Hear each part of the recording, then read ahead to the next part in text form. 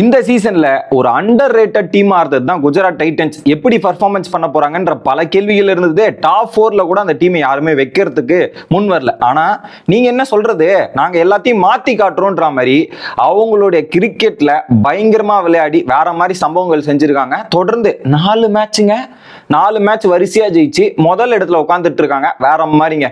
இன்னொரு பக்கம் இந்த மேட்சை பொறுத்த வரையும் கம்ப்ளீட் ஆல் டிபார்ட்மெண்ட், பேட்டிங்கா இருக்கட்டும், பவுலிங்கா இருக்கட்டும், ஃபீல்டிங்கா இருக்கட்டும், எல்லாத்துலயுமே பயங்கரமா பர்ஃபார்மன்ஸ் பண்ணி டாமினேட் பண்ணி 58 ரன் வித்தியாசத்துல ஜெயிச்சிருக்காங்க.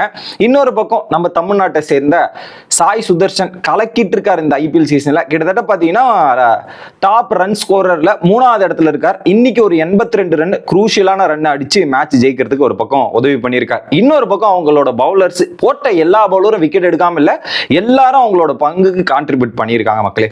ஸோ இந்த மாதிரி வீடியோஸ்லாம் தெரிஞ்சுக்கினா மறக்காம சேனலை ஃபாலோ பண்ணிட்டு இணைஞ்சிருங்க. பாய்.